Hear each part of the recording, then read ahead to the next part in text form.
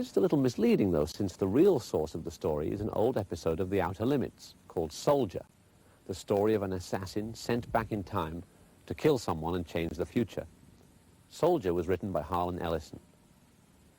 Terminator's greatest asset, of course, is Arnold Schwarzenegger. It was the first of a series of big-budget science fiction action films which included Predator, The Running Man, and most recently the $75 million Total Recall. What can you say about Schwarzenegger?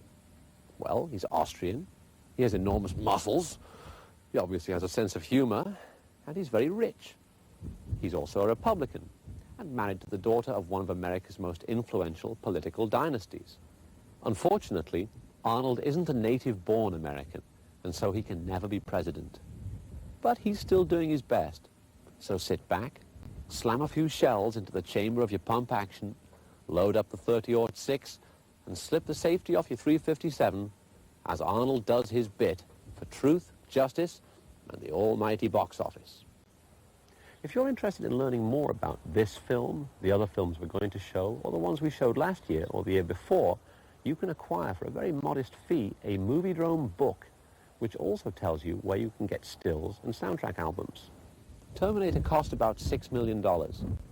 Terminator 2, now in production, is budgeted at $60 million, more than half of which is fees. $60 million is what the United States spends in military assistance to El Salvador in 1.5 months. It's also what the wing of a stealth bomber costs. Makes you think. Or maybe not. I'll be back. More mayhem next week with the rarely seen, extraordinary honeymoon killers.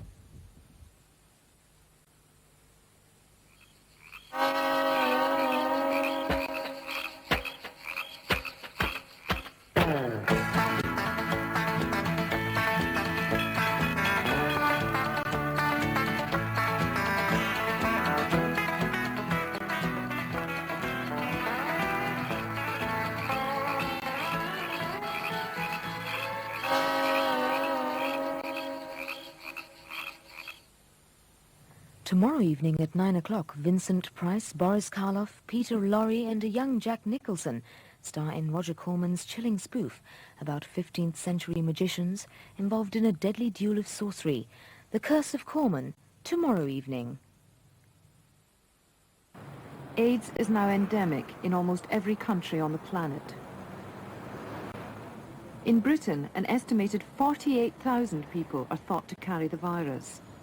The quest for a cure is really a search for a weak point in the life cycle of the virus. In 1987, this mulberry tree in Kew Gardens in London yielded up a compound which has led to a breakthrough in the fight against AIDS. The discovery that crossed unexpected boundaries in science in the quest for a cure. Horizon, tomorrow at 8:10 on 2. And this is how Horizon fits in with the rest of tomorrow evening, starting with a look at Asian affairs in Britain and the Indian subcontinent. Sharma Pereira and Krishnan Gurumurthy introduce East at 7:40, which includes a report on the disturbingly high death rate among Asian babies before and after birth. And we round off with Newsnight at 10:30, followed by highlights of the second test match between England and New Zealand at 11:15. Monday night on BBC2. And this is where we end programmes for this evening on BBC2. So, on behalf of everyone here, I wish you a very good night.